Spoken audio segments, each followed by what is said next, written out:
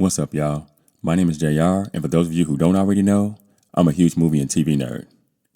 If you're new here, I appreciate you taking the time to check out my channel. I hope you'll consider sticking around and joining the film community I'm trying to build here on YouTube. So in today's video, I'm going to be giving my recap, reaction, and review of the 7th episode of the Paramount Plus drama series, Landman. And just so you guys know, this video will contain spoilers, so if you haven't gotten around to watching this episode yet and you don't want to know anything that happens in it, you might want to exit this video now. And with that being said, no more wasting time. Let's get into it.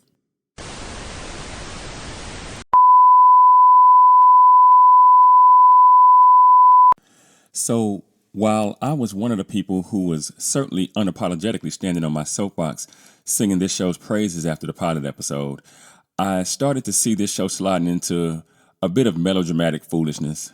And don't get me wrong, all scripted television shows get a bit melodramatic at times because it's necessary a lot of times to propel the story forward, especially in a way that's interesting. And especially in the case of long series, but this show seems to be willing to damage its characters for the sake of creating drama that could otherwise occur naturally with some deeper thought and a bit of creativity, especially where the female characters are concerned. Now, Cammie doesn't have anything to do except swim laps in her pool, cheer at her daughter's college track meet, a college that apparently her daughter didn't want to go to in the first place, it turns out, make her husband drinks and tell him to take his medication. Now, to this point, she's been utterly useless where the story has been concerned. Ainsley is beautiful and charming as hell, but all she has brought to the story so far is charm. She doesn't do anything but tan, drink margaritas with her mother, and talk to her father about her relationships and sex, which is starting to feel weird. And speaking of her mother, Angela is basically a 40-something-year-old teenager. Beautiful on the outside, but immature as hell on the inside. And she doesn't have anything to do either, which has made her scenes feel like dead weight inside the flow of the story, at least to this point. Now, Rebecca is smart and sharp, but her talents are undermined by playing the victim whenever she gets around men with a little bit of power and she feels like she may not get what she wants. And Ariana, though sympathetic, is making decisions that don't make very much sense, all in the name of creating drama for this show. Now, if I'm being honest, I'm hoping to see the writers rescue these characters, narratively speaking, as the story steams towards its season 1 conclusion. And hopefully, when all is said and done, the season can end in a place where the females of this show can be redeemed. Now, episode 7, entitled All Roads Lead to a Hole, starts with Tommy standing out in front of the hospital, waiting for Cooper. But as he's wheeled out by the nurse, we see Ariana follow them out. And then Ariana shows up with her car and helps him in. Now, Tommy approaches and remarks, "Well, I can tell you what, I've seen some terrible ideas in my day. Why don't you come home, Cooper?" And Cooper replies, "And where would that be, Dad? Where's home for me?" Which I thought was kind of silly because I've never heard a single sentence where his parents have said, "You can't come home." But okay. Now, Ariana interjects, explaining to Tommy that it's the least she can do and that it'll be nice to have some company. Tommy replies, "You might get more company than you want, honey. There's a big bullseye on this board." Ariana replies, "I know. I put it there." And she gets in the car, starts it, and drives away as Tommy looks on. Now, Beverly, the nurse, remarks that Cooper and Ariana are like Romeo and Juliet. And Tommy asks, "You remember what happened to them?" Beverly explains that she's never actually seen the play, so I don't understand what the point is, but okay. Tommy replies, "They died, Beverly. After they destroyed their own families, they both committed suicide," and then he walks away. Now, from there, we see Cooper and Ariana arriving at her house. She helps Cooper out of the car and gets him inside. A woman named Lucia is sitting on the couch as the pair enter the house with the dog nearby. Now, Ariana asks about the baby in Spanish, and Lucia explains that he's fine as she helps Cooper into her bedroom. Cooper then sits down on the bed before remarking that he can't take Ariana's room. She explains that she sleeps most nights on the couch anyway before telling Cooper that she's going to make him something to eat. Cooper explains to Ariana that he's not hungry, but Ariana explains, "The one thing you're going to do while you're here is eat." And she heads to the kitchen. And this is the same person who asked Cooper why he was going to mow the front yard when she said she didn't want it. But again, okay. Now Cooper then lays back on the bed and he sees a picture of Ariana with Elvio.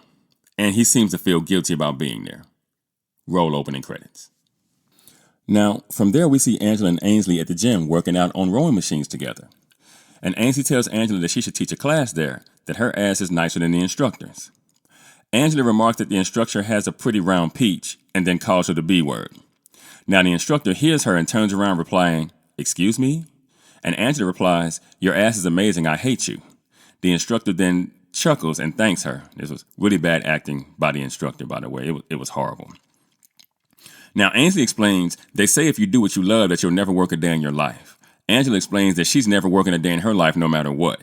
She goes on to explain, my only job is to make my man happy, and then he will buy me the things that make me happy and take me to the places that make me happy, and I will reward him with sex. That's the way the world works, honey. Throwing the occasional blowjob, you've got the world by the short and curlies. And at that point, the instructor tells everyone to switch stations. Now, Angela and Ainsley make their way over to the treadmills, and the instructor tells them to set them at 3 for elevation and 7 for speed. Angela tells Ainsley to go 6 and 8, that if they wanted to burn calories, they would jog the neighborhood. Angela goes on to explain that they're at the gym to build butts, and the pair start running. Parent of the year. So next, we go to Fort Worth, and we see Monty in a meeting with a man named Danny Blanton about a farm out. Now, Mr. Blanton explains to Monty that he's willing to split the profits 60-40 in Monty's favor. Monty asks for how many wells, and Mr. Blanton explains that Phase 1 has 54 wells, but that the entire field will have 250 or 300. He goes on to explain that they drilled 6 exploratory wells and that they hit on 4, with all 4 producing over 200 barrels a day. Monty asks Mr. Blanton what he needs from him, and Mr. Blanton explains that the private banks won't touch fossil fuels anymore, that they want full recourse with a 9% minimum. Monty replies, well now, Danny, what do you think I'm going to want? Mr. Blanton replies, I'm offering you the upside, Monty. Monty seems unsure. He explains to Mr. Blanton that he has his own fields to drill with 130 wells to work over, and another 50,000 acres surveyed and ready to go. Now, at that point, Mr. Blanton offers Monty 65% of the profits. Monty then asks Mr. Blanton to give him a minute, and he excuses himself to make a call. Now, from there, we find Tommy, Dale, and Boss at a table at Pat's Cafe, with Tommy telling the men a story about the time he was flying into Denver and a man's colostomy bag exploded. Now, at that point, Ellie, the waitress, approaches their table and takes their order. They order chicken fried steaks all around, and Ellie tries to get them to order Bud Light because she gets a share of whatever she sells or whatnot. And this is really supposed to be a hit against Bud Light and what was kind of going on with everything, the Dylan Mulvaney, all that kind of stuff that was happening. You know, this Taylor Sheridan taking a shot at, Bud Light, choosing to market the beer with Dylan Mulvaney, and you could tell that that's what this was about. But they opt for a pitcher of Michelob instead. Now, as she leaves the table, Tommy tells Boss that Monty wants the workover cruise to start. Boss asks Tommy if he told him about the smugglers that rolled up on them. Tommy explains that Monty is aware and that so is the sheriff. Now, Boss asks, what the fuck's the sheriff gonna do? Tommy replies, nothing. Just use the crews from the south side of the camp if you know what I mean. Boss replies, you mean the gangsters. Tommy replies, that's exactly what I mean. Boss explains to Tommy that their job is dangerous enough without getting shot at. And Tommy explains that the cartel is just going to make threats, which means that's absolutely not what they're just going to do before this thing is done. Keep that in mind. Boss replies, if that's all they're going to do, then why am I taking gangsters? Like, exactly. Tommy remarks that it's better to have a gun and not have to use it. Now, at that moment, Tommy's phone rings, and he shows Dale and Boss that it's Monty before excusing himself to take the call. Now, outside the bar, Monty tells Tommy that Diamond wants to do a farm out on a drill to earn. Tommy replies, at what? Monty replies, 60-40. Tommy then asks, where? And Monty replies, all along the Val Verde Basin. Tommy explains that that area is so covered up with smugglers that if you left the truck there overnight, it would be gone by the next morning. That he would have to perimeter fence the site and get security, and that would take the price up per hole to about $750, which is a big risk down south. He explains to Monty that you don't just stab the ground and the oil shoots up, that you have to find the pockets. Monty explains that they hit on 4 of their 6 exploratory wells. Tommy asks if he needs to build roads. Monty explains that he doesn't know. Tommy then asks about the number of wells, and Monty explains that there'll be 54. Tommy explains to Monty that he'll have to bring on another 8 crews and that his split sucks. Monty tells him he'll work on the split. Tommy asks if they're gonna, hold off on the Sage Flats. And Monty explains no, that they're gonna be going too. Tommy explains to Monty that there's a lot of unhappy drug dealers in that field and that he's gonna need help with that. Monty reminds Tommy that he's working on that. Tommy thanks Monty for his efforts before explaining to him that if he closes this deal, he's going to need surveys, seismographs, and geothermal. Monty then tells him that he'll have everything that he needs. Tommy asks Monty what bank they'll be dealing with because he wants to know what size the microscope is going to be up his butt. And Monty explains they won't be dealing with any bank. Tommy replies, I thought we don't do that anymore. Monty explains that the stars have aligned and that they're pushing their chips towards the middle. Tommy explains to Monty that he's pushing 300 million chips in the middle, and Monty sharply remarks that the chips are his, and he hangs up the phone. Now, Monty returns to the table where Mr. Blanton has been anxiously awaiting and explains to him that he wants 100% of the profits until he recoups his investment, and then 70% for 12 months after that, and then 64% in perpetuity. Mr. Blanton replies, what am I, Monty? A fucking sucker? Monty replies, no, what you are is an over-leveraged LLC without enough credit to pull the loan. And you're too greedy to offer any collateral or risk any of your profits. So you want no recourse? This is the price. Or, fuck you. Go on over to TPG or Fortress and watch the masterclass they're giving on getting fucked. Mr. Blanton takes a moment to think before agreeing to the deal. And at that point, Monty tells him he'll have a contract on his desk by the end of the week before he gets up from the table, patting Mr. Blanton on the back, and he walks away. Now, from there, we find Angela and Ainsley riding through Midland in her Bentley. And Angela asks, weren't you supposed to start school this week? Ainsley remarks that she was, but that she decided to wait a week to build the anticipation. A narrative mistake, I think, is being made by the writers here, but let's keep going.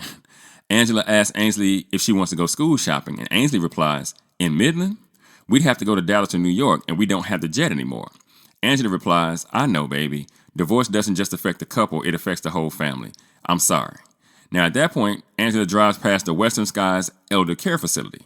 And Ainsley asks what that place is, because screenwriting, right? And Angela explains this is where you end up if your children don't love you. Ainsley replies, so what? They just sit there and wait to die? Angela replies, pretty much. And Ainsley replies, that's so sad. Angela explains that they could go and visit them. And Ainsley asks, and do what? Angela explains that they could go to CVS and get some games and snacks. Ainsley claims that she wouldn't know what to say to them. Angela explains that they wouldn't care what she says, that they would only care that she's saying it. And Ainsley replies, okay, let's do it. And at that point, Angela bends a U-turn in the middle of the street and the pair head back to the home. Now, inside the facility, Angela sits and talks with an older black gentleman named Bob who explains that he's 91 but that his pecker still works. While Ainsley sits with an old woman named Ethel as she paints. Now, Angela asks Bob what a day in the facility is like, and Bob explains that they basically sit around the common area waiting for their 3 meals a day until bedtime. Angela asks if there are any activity, and Bob replies, what kind of activities you see me doing in this goddamn wheelchair? Angela explains that they can play cards. Bob explains that nobody can remember the rules. Meanwhile, Ainsley sits with Ethel and tells her that her painting's beautiful, but Ethel explains that it's shit. And I love the actress who played Ethel, by the way. That was Matt Saracen's grandmother in Friday Night Lights, one of my favorite actresses. She's also played the secretary in Longmire, Ruby. Anyway, Ainsley disagrees before asking Ethel where she got the inspiration to paint a crow. And Ethel points to a nearby window and explains that there's a crow sitting in the effing yard. Now, across the room, Angela explains to Bob that his problem is that all of them are pissed off and that she would be pissed off too if she was stuck in a home with nothing to do. She tells Bob that she knows what they need and that she'll be right back before she gets up and leaves, telling Ainsley to sit tight, that she'll be back. So from there, we see Angela at Michael's buying board games and stereo equipment. And from there, she goes to the liquor store. It's a drive-through liquor store, by the way, which I've heard is a thing in Texas. It's kind of cool, but, she buys booze. So next, we see Angela back at home playing Cards Against Humanity over drinks with the old people. And at that point, a nurse named Margaret comes in and remarks, I'm sorry, who are you? And Angela replies, you are sorry. I mean, look at this place. Would you want your loved ones to live out their last years here? And Margaret explains that the residents can't drink alcohol. Angela replies, "You can't get further from 21 with this crowd." Margaret then explains that all of them are on medication. And Angela replies, "What's the worst that could happen?" And the nurse explains to Angela that they could die. Angela replies, "That's what they were sent here to do. And until that happens, they are still adults who can make their own decisions." And then Angela looks over at Ethel and asks, "Right, Ethel?" And Ethel replies, "You bet your ass." Margaret then replies, "They sure can, but right now it's time for their afternoon nap." Angela looks around the table and sees that the residents are all falling asleep and replies, "Oh, look at that. Mission accomplished." And she gets up from the table. And Angela continues, "Don't throw these games out. Let them have a little music and a little effing fun. That's not too much to ask." And as Angela and Ainsley exit the facility, Ainsley remarks that the residents were all so sweet, but not Ethel. Angela explains that no one gives two shits about them. And at that point, Margaret calls out to them, and as she approaches, Angela refers to her as a bitch. But Margaret eventually asks, they want to know what time tomorrow. And Angela replies, "Tomorrow?" And Margaret sighs before asking Angela what time she's coming back. Angela then looks at Ainsley, who just smiles before she explains to Margaret that she doesn't want to hear any shit about how she entertains them. Margaret replies, "Hey, whatever you did, keep doing it. This is kind of melodramatic silliness. It's foolishness because no elder care home is going to let her give alcohol to elderly people who are on medication. This is just stupid." But okay. Margaret says that's the first time she's ever seen Ethel smile, and Angela then replies, "See you at 11." Margaret explains that they'll be in their morning nap at 11, and Angela replies, "Fuck their nap. That's all they do. See you at 11." Margaret replies, "I'll tell them," and then the pair continue to the car. And as they walk to the car, Ainsley remarks, "Mama, I think you found your calling." And see, this scene is an example of what I mean by melodramatic foolishness. That Angela could have still found a way to volunteer at this elder care facility without it going down this way. This is nonsense, but, let's keep it moving. So from there, we go out onto the patch and we see the workover crews arriving, preparing to service one of the wells. Now, Tommy and Dale stand there looking at a security guard, and Dale remarks, "We need more than this clown in a rent-a-cop suit watching this place. I mean, no telling what they're going to do with all this shit when we're gone." Tommy explains that they're not going anywhere until the workover is done, that they're going to swap crews, and that the work won't stop. Now, at that point, the pickup trucks arrive, and Dale remarks, "Here comes the fun." Now, the trucks pull up to the site and come to a stop, and the cartel men hop out, with a short man, who's just called Smuggler on IMDb, explaining to Tommy that the big man said they can't drill until they're paid back. Now, Tommy replies, "You think your boss is the big man? You don't have any idea who the big man is, but you're getting close to meeting him." Now, the small man replies, "Hey, Flacco with the big effing mouth, I know a good way to shut it." And at that point, the short man pulls a gun on Tommy. But many of the oil riggers pull out guns of their own and point them at the cartel members. Tommy remarks, "I'm just going to guess you don't do a lot of math." The cartel members get back into their cars, and Tommy says to Dale, "See how well that went?" Dale then explains that half of their roughnecks sell drugs for the cartel. Tommy replies, "Take it one day at a time," as the cartel members drive away. And at that point, Boss tells the men to put their guns away and get back to work, that the rig isn't going to build itself.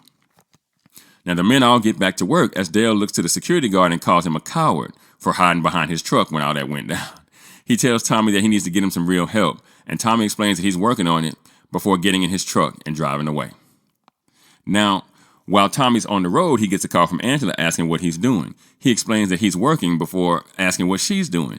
She tells him that she's at the Patch Cafe, that it's happy hour. Then she asks Tommy to come and entertain her. Tommy asks where Ainsley is, and Angela explains that she's out with friends. Tommy replies, "When does she make friends?" And Angela explains that when you look like Ainsley, you just step outside and they swarm you like bees. Tommy asks Angela not to get drunk, and Angela replies, "Well, you better come save me." And Tommy replies, "I'm on my way," which I find to be interesting because the sun is still up, and Tommy hadn't come home a single day before dark this whole series, but all of a sudden, he's completely got his day free to go hang out with Angela. But I digress. Next, we see Tommy walking into the Patch Cafe, and Ellie, the waitress, tells Tommy that Angela's in the back near the pool tables. And at the pool tables, we see Angela bent over in front of a man named Bonner, who's in the act of shooting, and he remarking, "Don't miss." Now, Bonner explains to Angela that she's cheating, and Angela explains that it's only cheating if she touches the table, that what she's doing is simply evil. Bonner misses the shot, and then Angela calls 8 Ball in the corner pocket, and she sinks it. She then picks up a wad of cash from the table and asks, who's next, just as Tommy arrives, asking Angela what the hell she's doing. Now, Angela replies, they were going to lose to somebody. Bonner then asks Tommy if Angela's with him, and Tommy explains that Angela is his ex-wife. Angela corrects Tommy, explaining that she's his current wife. She then looks at Tommy and explains, we've reconciled. Bonner tells Tommy that he needs to keep Angela on a leash, and Tommy replies, yeah, tell me about it. And at that point, Angela remarks, that's a thought, before the pair kiss, and Tommy offers to buy Angela a drink.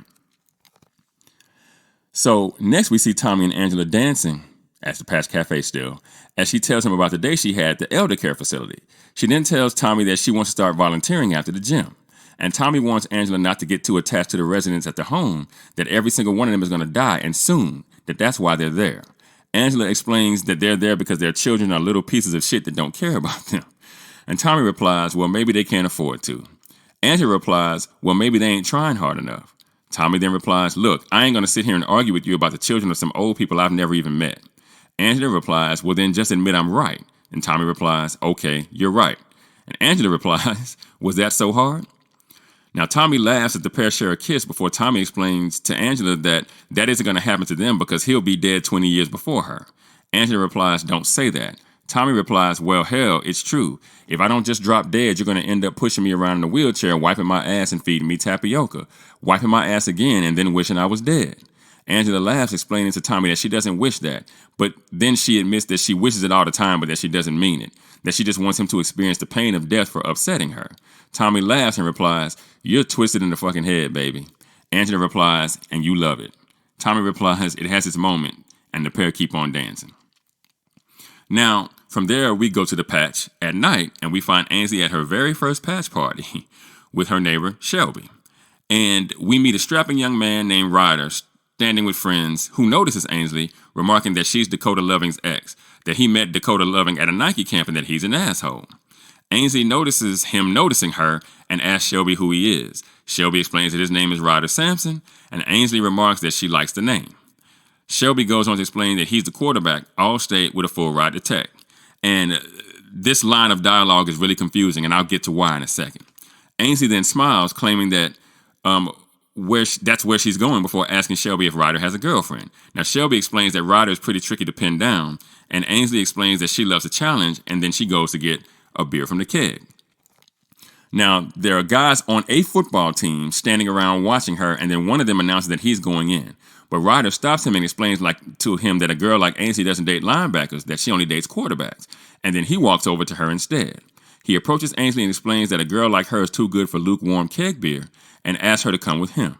Ainsley replies, come with you where? Ryder replies, to get you a proper beer. Ainsley replies, let me guess, this proper beer is in the backseat of your truck. Ryder smiles and explains that his truck doesn't have a backseat, and the pair walk across the crowd to Ryder's truck, where he pulls a bottle of beer out of a cooler sitting in the back of his flatbed, complete with some sort of makeshift mattress in it. So we already know what time it is with my man Ryder, right? So Ainsley remarks, cute koozie, nice touch. Ryder thanks her for the compliment as Ainsley takes a drink and remarks that it is indeed a proper beer. Ryder replies, you're Ainsley Norris, and Ainsley replies, you're Ryder Sampson. Ryder asks what she's doing in Midland, and Ainsley explains that she transferred, that her parents live there now. Ainsley then asks Ryder if he's going to play at Tech. Again, confusing dialogue. He nods before Ainsley explains that that's where she's going.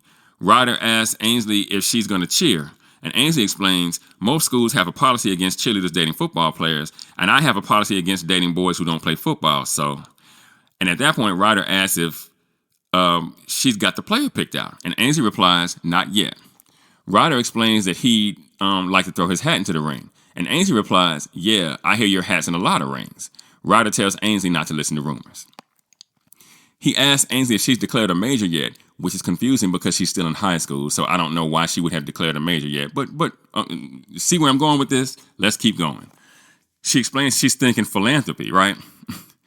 And this is absolutely ridiculous because I don't know a single college where you can major in philanthropy. And this is where I in one scene, Ainsley is smart as a whip. And then another scene, she seems like she's, really, really stupid. But let's keep going. Ryder remarks that he's not sure you can get a degree in that. Ainsley replies, sure you can. I think you can. Ryder agrees to agree with Ainsley before asking, okay, why philanthropy? And Ainsley replies, because my husband's going to play quarterback in the NFL. He would be a Dallas Cowboy in a perfect world. And but a girl can't plan her life around a dream. Okay. But being married to an NFL quarterback's not a dream. Okay. She needs her goal to be realistic. I could end up in Cleveland and I'm okay with that, but my husband's going to make a lot of money that has to be sheltered from taxes, and a foundation is the best way to do that. So, and Ryder starts thinking as Ainsley continues, you save a portion of your income to give to the needy because the government is so shitty at it, and then they give you a tax rebate. Ryder replies, that's really beautiful and so are you. But you already know that, don't you? Ainsley laughs before she leans in close to Ryder and asks, are you going to play in the NFL? Ryder replies, you bet your ass I am. And Ainsley gets comfortable on his little flatbed mattress. Now, my issue here is that in one fell swoop, Ainsley is educated enough to be able to have a conversation about tax shelters, but not educated enough to know you can't major in philanthropy at a college. And this is where Ainsley's character is just kind of all over the place. But let's just keep going for now. So back at Ariana's house, we find Cooper trying hard to sleep in Ariana's bed. He's tossing and he's turning. But he rolls over and he takes his meds and he drinks some water before remembering that he's in bed alone. So he manages to get up and limp out into the living room where Ariana is asleep on the couch. She's so cute, isn't she? Cooper remarks that it isn't fair for him to be in her bed and for her to be on the couch. He tells her to come to bed, that he'll sleep on top of the covers, that he'll be a gentleman, and that he's proven himself in that regard. Ariana sits up and looks up at Cooper before replying, yeah, you've more than proved it. So from there, we see the pair in Ariana's bed together. Ariana reaches over and grabs Cooper by the arm, placing it around her before explaining that she hasn't had a hug since LVO's funeral. Which is weird, because if you want a dude to be a gentleman, why are you doing ungentlemanly, putting him in situations that would coerce him to be ungentlemanly like? But again, this is just the screwed up writing that's starting to happen in this show. Now, at that point, the dog enters the room and hops up on the bed and kind of does a little mini growl, and Cooper asks the dog out loud not to eat him. So the dog eventually settles and lays down on an empty spot in the bed next to Cooper. Now, back at the oil house, we find Tommy in bed snoring, and Angela's up on her phone. Now, she wakes Tommy up and explains, you have two choices. You can sleep on your stomach and suck on that pillow like a fucking inmate, or you can wear a mask like Maverick in Top Gun, but I'm not listening to that shit for the next 30 years. Tommy asks if he was snoring, and Angela replies, does a two-headed whore win a dick-sucking contest? Tommy explains that he'll just go sleep on the couch. Angela replies, you're not going to sleep at all. You have to go get our baby. Tommy asks, is she not home yet? And Angela replies, no. Tommy asks what her curfew is, and Angela explains that she doesn't have one, which is kind of silly because if she don't have a curfew, then why are you so worried about what time she's coming home? Clearly, you're not worried enough to give her a curfew, but let's just keep going. She then shows Tommy her phone and explains that she has Ainsley's location and that it hasn't moved in 45 minutes. She explains, this girl runs around like a ferret at a fucking party. She then points to Ainsley's location on the phone and asks, what is that? Tommy asks, what is what? Tommy asks, what is that? And Angela explains that it's an eye tracker.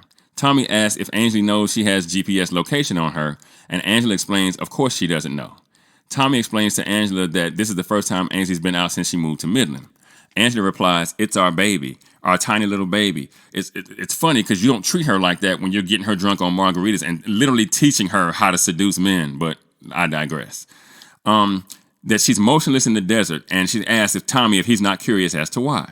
You know, maybe some serial killer drugged her and is peeling off her skin as we speak, but you go to sleep on the fucking couch, you snoring, drooling motherfucker. Now, at that point, Tommy gets up under protest, and he gets dressed before asking Angela for her phone. Angela asks, why would I do that? Tommy replies, because I'm not tracking her with mine, that's why. Angela gives Tommy the phone before asking him not to look at the pictures. Tommy replies, I'd be afraid to, honey. What's your passcode? Angela lays back down on the bed and replies, this is taking a lot of trust. And Tommy replies, you got that right. So what's your passcode? Angela replies that it's 6476. Tommy asks how she came up with that, and Angela replies, it's the years we were born, you heartless prick. Tommy explains that he was born in 63. Angela replies, oh, now you're a fucking mathematician. Tommy explains that it's not math, that it's memorization. Angela replies, fuck you. And Tommy returns the sentiment. Angela remarks that she's worried about Ainsley and asks Tommy to call her when he finds her. Tommy remarks, if you ever have any doubt that I love you, the fact that I'm not straddling you right now and choking the life out of you is the proof. Angela replies, God, that's so hot. She's so immature. Before Tommy exits the room, and on the way out, Tommy reminds himself that he and Angela's relationship is never going to work. while Angela demands, don't read my text. And I'm just wondering why she's got pictures and text that Tommy can't read if you're supposed to be getting back together with this dude. If it's so salacious, delete it. And if it's not, then why can't he read them? But, whatever. As Tommy walks down the stairs, Nathan cracks his door and explains to Tommy that he and Angela need Navy SEAL level training for couples, that they should put the two of them in a pit and let them fight until one of them dies. Tommy asks, is that your legal opinion? And Nathan replies, no, that one's from the heart. Tommy asks, where'd you pick one of those up? And he exits the house. That was a conversation that we didn't even really need in this episode because it's just kind of one of those out of the blue conversations that don't really make a whole ton of sense given what we know about the characters, but I digress. Now, back at the patch party, Ainsley and Ryder are in the back of Ryder's truck on his flatbed mattress, and she is on top of him, kissing, touching, groping, rubbing, until finally she tears off his shirt and remarks, my God, I just want to work at the factory where they made you. Ryder laughs and the pair keep kissing. Ainsley then unzips Ryder's pants, which seems to surprise him enough for him to comment, whoa. And as Ainsley reaches into his boxers, she explains, I'm marrying an NFL quarterback. If you can't handle this, how the hell are you going to win the Cotton Bowl?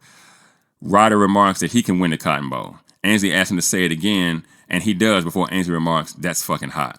Then Ryder tosses Ainsley onto her back, and she asks, say you're mine.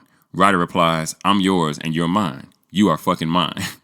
And at that point, Tommy grabs him by the back of the neck and explains, wrong, you're fucking mine. This was gold. This was gold, right? That particular series of events was gold, I gotta say. But Tommy goes on, I bet it don't hurt as bad as this. Tommy then throws him to the ground. As Ainsley looks on, she shouts, Daddy, be careful, he's on scholarship. Confusing dialogue. Is he on scholarship or has he been offered a scholarship at a school he does not yet attend? In other words, is Ryder Sampson a high school quarterback or is he already in college at Tech? And the writing makes it unclear. I think that is something pretty important because it would kind of impact how you feel about all this. Because Ryder being a high school quarterback that's going to college is around Ainsley's age. Ryder Sampson already being in college makes him a few years older. And and even though Ainsley's 17, it still kind of makes you feel a little bit different about the relationship. But I digress. So Tommy stands over Ryder and exclaims, no man is allowed to lay on top of my effing daughter. Ainsley explains to Tommy that she was on top of Ryder before he got there. Ryder asks Tommy to consider that fact. Tommy explains that he doesn't want to consider it. He then turns to Ainsley and explains, you, go get in the truck. Your Friday night's over. Ainsley tells Ryder to call her tomorrow in front of Tommy before Tommy explains, don't you fucking dare call her tomorrow. Now, he helps Ryder up off the ground. And as he stands up, he explains to Tommy that Ainsley's pretty hard to say no to, right? That's the writers trying to kind of correlate Ainsley to Angela, right? Tommy goes, oh, Angela's impossible for me to say no to. Ryder's telling Tommy that Ainsley's hard to say no to, kind of, putting Tommy in a place to feel like a hypocrite, right? But Tommy replies, noted, but I still want to kill you, and I might still effing kill you. Ryder replies, I have no arguments against that, sir. Tommy replies, you don't have any arguments against it. I hope you get effing married one day and you have a daughter who's hotter than the $2 Rolex. Okay. That was kind of funny. He then walks away, but as he does, we see some cartel members are watching him, which is kind of ominous, but okay. So as Tommy drives his daughter home, Ainsley asks if she can say something, and Tommy says no. Then he goes on to ask, this is the way you introduce yourself to the town, by effing the quarterback in the bed of his truck. Ainsley asked how Tommy knows Ryder is the quarterback, and Tommy replies, everybody knows he's the quarterback. Ainsley remarks, he's famous. Tommy explains that she's going to have to muster some self-control, and Ainsley explains that she didn't mean to have sex with him, that she was just going to jerk him off. Tommy screams, stop. Please, for Christ's sakes, honey. You think I want that in my effing head? Ainsley replies, I'm a sexual being, Daddy. Some things can't be controlled. It's just reckless as hell. Tommy replies, oh yeah, you can, and you should. And by the way, what kind of guy who has any effing respect for a woman tries to fuck her in the first 15 minutes he met her? Ainsley asks, well, how long did you know Mama before you two had sex?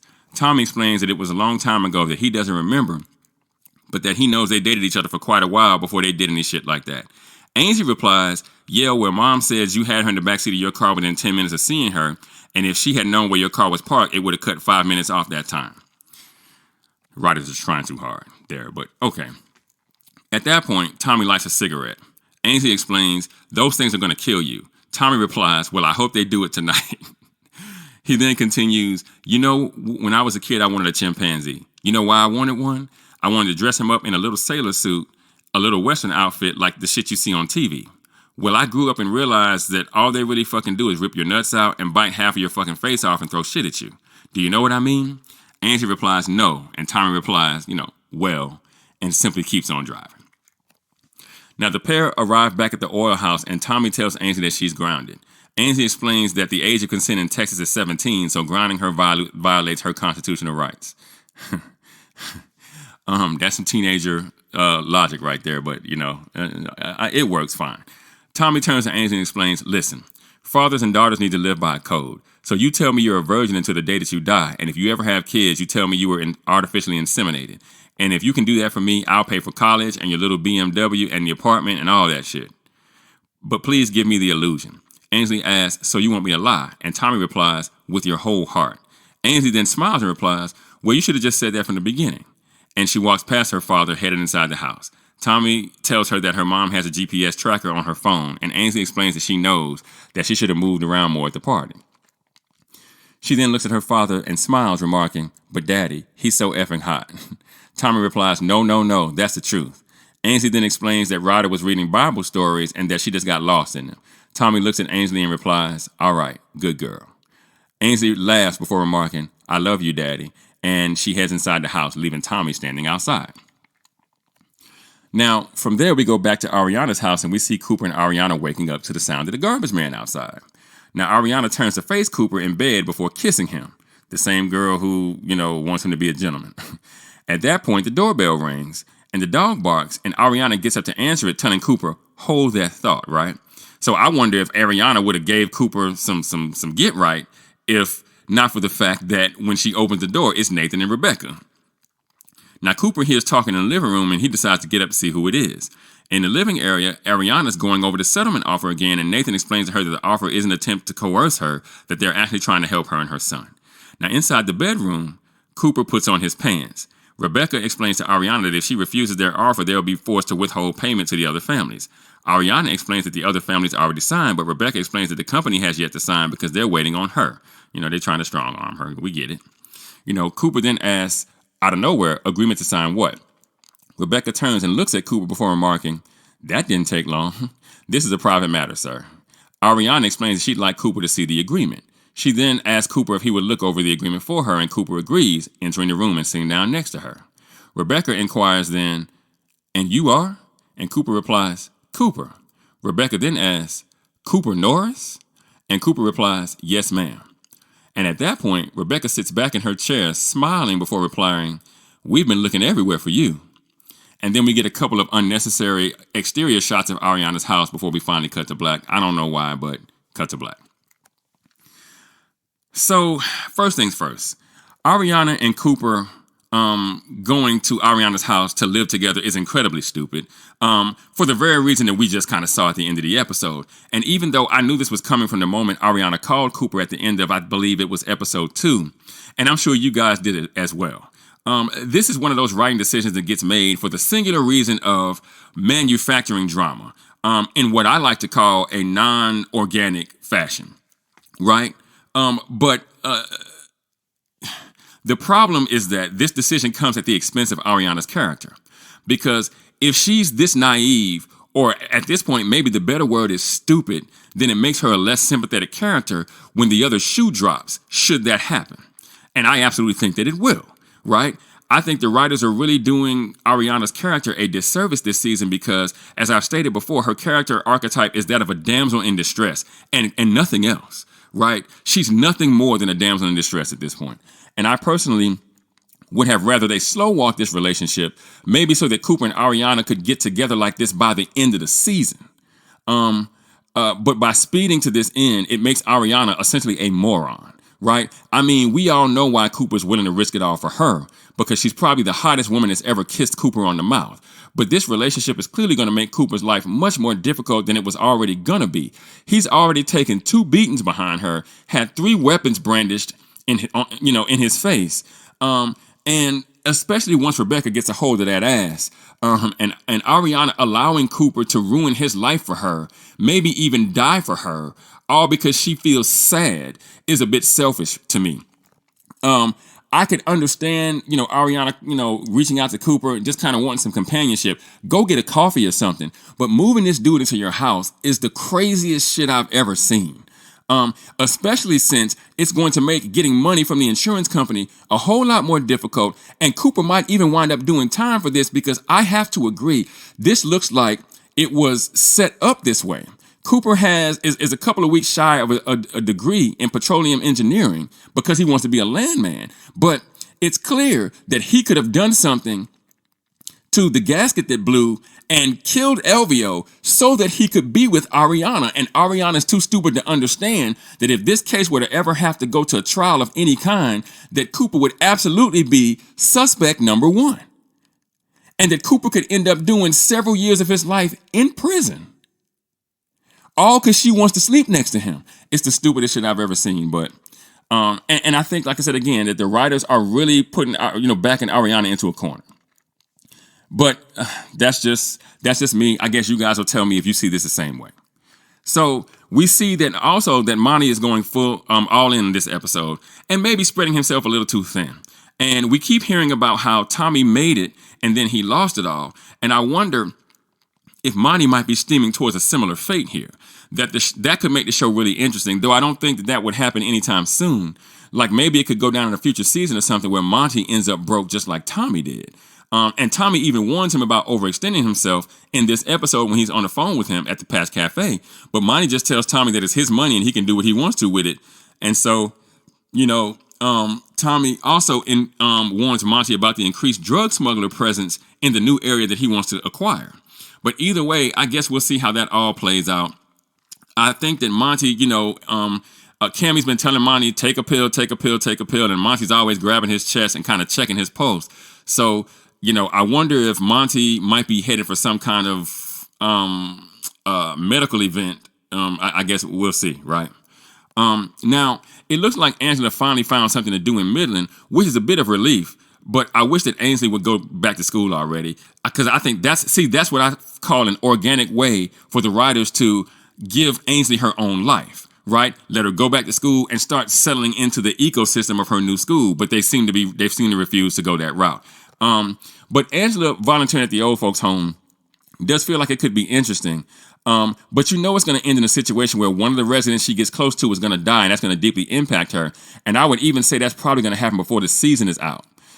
Tommy even said as much to her after she told him that she was going to be volunteering when they were dancing at the Patch Cafe. And I feel like this was the writers tipping their hand a bit. I'm absolutely all for it, because if Angela's not going to work, then she's got to have something to do. There's got to be an ecosystem that exists in Angela's world, because Tommy's always at work, or he's supposed to be. That was the setup, right? That Tommy's always at work, that was the very reason why he and Angela didn't work the first time, because he was always gone, right? So Angela needs something to do. And while I think she's maybe the absolute worst choice to be in charge of elderly people because she's wildly immature and irresponsible, but it could make for a pretty wild next few episodes. So we'll kind of see how that all plays out. And I think that if you're going to ask me who would be the elderly person that dies off, it'll probably be Ethel, just because she's mean as hell. But I think it makes her the perfect choice for the writers to kill off, because it'll be a smart way to kind of subvert expectations, because if it's not Ethel, it'll be Bob. It's going to be one of the two people that she's talked to the most. But I think it'll be a way for them to subvert expectations without completely screwing the narrative. This is one of those things where it's a small thing, so you can kind of change what you're going to do without it completely burning down the entire storyline. I also see Angela, and by extension, Ainsley, as being, like I said, wildly irresponsible with the residents of the home, even though they're certainly going to think that Angela's fun. She's a lawsuit waiting to happen. And I can't believe that the company who runs this elder care facility is going to let her volunteer. And on top of that, do whatever she wants with the residents just because they like her. But again, this is crazy writing. And there was another way that Angela could have gotten this gig, but Taylor Sheridan apparently wants to take the shortcut. So I guess that's that. Now, the cartel showed up to mess with the workover crews. And this is also something that we knew was coming since the cartel showed up an episode or two ago while Tommy and Boss and Daryl were surveying the well. But it turned out to be nothing more than a meet and greet to this point. You know, some I'll show you mine if you show me yours type shit. So this is going to be setting up for a bigger confrontation later in the season, and maybe even something that will come to a climax in episode 9, say, for example. So we'll see what that looks like. Probably pretty close to the season finale. And this is also supposed to bring us back to the voiceover in the pilot episode, reiterating that roughnecking is dangerous and that there are a bunch of different ways it can get you killed, right? Now, I also wonder if Ainsley might be in danger because the cartel was watching Tommy when he went to go get her from the patch party. But see, I'm going to tell you something, that writers sometimes do this just to kind of run a fakie on you. So with 3 episodes left, is Ainsley's life going to be in danger from the cartel? I'm not really sure, because I think that the cartel situation is going to have to kind of be wrapped up maybe by the end of episode 9 or at least midway through episode 10. And I only say midway through episode 10 because, of course, with these streaming shows, you could absolutely have an episode that's 90 minutes long. So because I don't know the runtime of the remaining episodes, I would say the cartel business should be wrapped up maybe at the end of episode 9, midway through episode 10 at the latest. We'll just kind of have to see how that all works out. I don't know that I like the idea of Ainsley being kidnapped by the cartel, because Ainsley's got enough shit going on than to on top of that make her a pawn in the whole battle between Tommy and the cartel. I don't think I would like that. But like I said, you saw the cartel watching Tommy, so you kind of wonder if Tommy or his family might be in some danger here. We'll have to see how it all works out. Now, this patch party was something else. And I myself, thought that it was too soon for this scene, especially given that Ainsley missed her first patch party last episode because Cooper was in the hospital.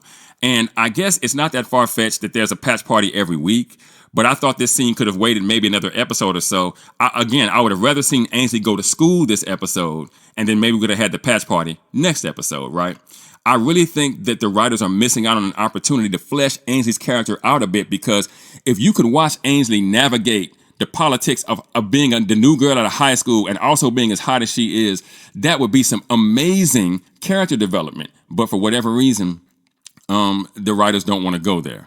I guess, like I said, Ainsley is now about to get into another relationship. And I don't like it, mostly because I think, the most interesting character arc for Ainsley's character right now would be her realizing that she doesn't have to place her value in a man. Like maybe she could go to college, major in something real, not fucking philanthropy, and make something of herself all on her own.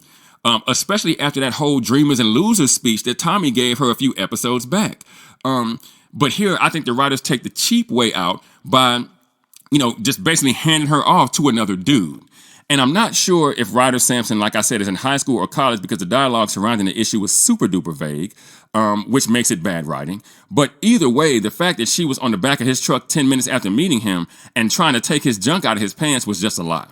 And I feel like this also makes Ainsley super slutty at this point, because now in one season, you have her basically being passed from one dude to the next dude, which I was hoping the writers would make an effort to avoid after the whole Dakota Loving fiasco in the pilot episode. She literally broke up with this dude because he wouldn't just hold her. But the reason why dudes don't want to hold her is because the first thing she does when she meets them is pull their pecker out. And Ainsley's mom has been training her to be a little scuzz bucket since we first saw the pair of them together, which is also super confusing because she teaches Ainsley how to be a whore. A primetime one at that. But then she's so afraid that she's in the street being a whore that she sends Tommy out to go get her from a patch party. And I just don't get it, right? I don't understand. Taylor and his writing partner have made a bit of a bad habit of writing conflicting and contradictory dialogue all throughout this season, and this is just another episode of that, if you ask me. And, the writers just compound the issue by having Ainsley talk the way she does, especially with her dad. And do you guys notice that she doesn't talk to her mom like this, right? I mean, her and her mom have girl talk, but she never goes, yeah, I'm going to suck and fuck and da, da, da, da. Like, she never does that. But she does it with Tommy, and I don't get it. It seems like it's a little backwards to me, given the circumstances. Another issue I'm starting to have with Ainsley is that in one scene, she'll sound smart as a whip. And then in the next scene, she sounds dumb as a box of crayons. And I wish that Taylor would make up his mind here. And moreover, Ainsley's character is starting to become a bit of a cartoon character like her mother, because no daughter talks to their father that way, not one that wants their father's respect. And it's becoming so unrealistic that it's starting to get on my nerves. And I think the writers are writing stupid fucking dialogue to make up for the fact that Ainsley don't have a damn thing to do that doesn't involve tanning, drinking margaritas, and apparently handling penises. I'm seriously starting to wonder if Ali Larter and Michelle Randolph haven't gone to Taylor after reading a script going like, dude, like, really? And don't get me wrong, I've written some stuff. I've written some super spicy dialogue for a female character, in fact, in my upcoming feature film, but that character is still very three-dimensional, and Ainsley Norris to this point just has not been. Now, overall, I give this episode a 60% or a 6.0 if you're thinking IMDb score. Look, this show started out really strong. And in fact, the way it started, I looked at it as being maybe contending for one of the best shows of this year. But it has definitely come back to the pack over the last few weeks. And the writers had some opportunities here to make some of their supporting characters, especially the female ones, truly interesting, but they passed on those opportunities at every turn, leaving no one but Tommy and maybe Cooper's arc to hold up the entire season of the show. And don't get me wrong, shows always come back to the pack a bit. In fact, the longer they run, the more opportunities there are for the writers to make mistakes that will have lasting effects on the quality of the show. But this happened quickly, and I've been surprised by that, especially because this show seemed to have been built in a way where drama could unfold more organically, right? But the writers have chosen to slam their thumbs down on the scale here in ways that constantly remind you that this is scripted content, and that's where I believe the failure truly lies with Landman. I believe as a writer, you should want your audience to get lost in the characters as if they're simply watching real people live their lives. So you have to use a light touch along with a good understanding of your characters. But in order to have that, you have to have a good understanding of real life human behavior, right? You have to understand why a person would do X, Y, Z, because if you understand why they would do it, and you can portray that on screen, then your audience will understand why they're doing it. There's a lot I don't understand about the decisions that the characters are making in this show, right? There are just too many instances here that are not believable depictions of human behavior. I'll say again, as a writer, you can make your characters say and do whatever you want, but you would better understand that as you make those decisions, you are impacting how your audience will feel about said characters. And I think Landman is painting a lot of his female characters into corners that are going to end up burning the show down in the long term. But what do you guys think? Have you had a chance to watch the 7th episode of Landman yet?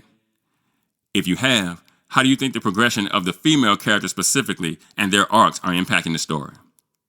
Let me know in the comments. And for those of you that might be new to the channel, be sure to like and share this video.